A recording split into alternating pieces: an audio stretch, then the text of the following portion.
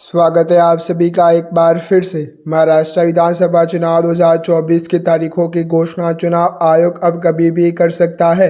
भाजपा जो महाराष्ट्र चुनाव में अधिक से अधिक सीटों पर जीत हासिल कर सत्ता में वापसी करने के सपने देख रही है, उसकी मुसीबतें कम होने के बजाय बढ़ती नजर आ रही है। महाराष्ट्र में सीटों के बंटवारे को लेकर अपनी सहयोगी पार्टियों से जूझ रही भाजपा के लिए मुंबई की सीटें बड़ी चुनौती साबित हो रही है, क्योंकि मुंबई जिसकी 36 सीटें राज्य में सरकार बनाने में निर्णायक और अहम है, उसी आमची मुंबई में भाजपा बुरी तरह से फंसी हुई है।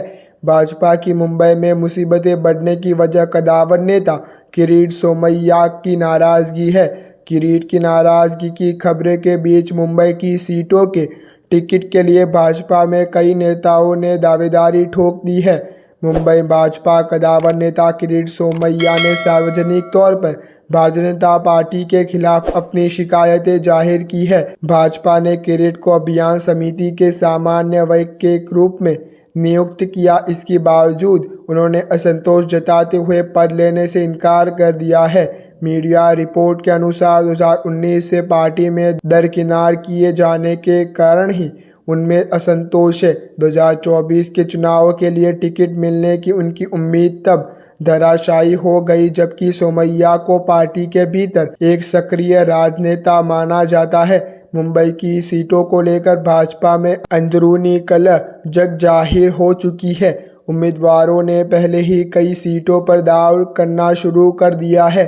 भाजपा के करीबी सूत्रों के अनुसार 4 सीटों की पहचान की गई है, जहां पार्टी के दिग्गज एक दूसरे के खिलाफ बगावत करने के लिए तैयार है।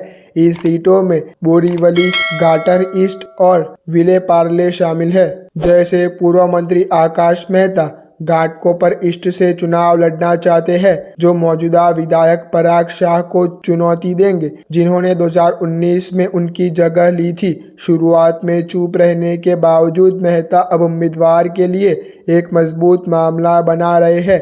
एक ऐसा परिदृश्य जो बोरीवल और विले पार्ले में भी राजनीति की प्रतिस्पर्धी प्रकृति को दर्शाता है। मुंबई में भाजपा के अलावा महायुति गठबंधन की सहयोगी राष्ट्रवादी कांग्रेस पार्टी ने भी उन सीटों पर दाव किया है जिन पर भाजपा पहले चुनाव लड़ती रही है। 2019 में भाजपा ने मुंबई की 36 सीटों में से 16 पर कब्जा किया था, जबकि शेष सीटों पर उसकी तत्कालीन सहयोगी शिवसेना ने चुनाव लड़ा था। इस साल इन 36 सीटों पर 3 पार्टियों के आने से, जिसमें अजय पवार का गुट भी शामिल है, उन सीटों पर दावा कर रहा है जिन पर भाजपा पहले चुनाव लड़ती रही है।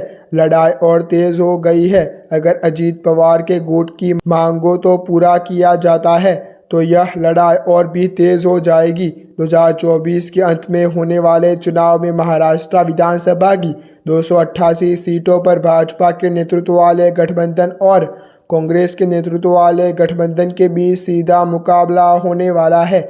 ऐसे ही अच्छे न्यूज़ जानने के लिए आप हमारे YouTube चैनल को सब्सक्राइब करना ना भूलें।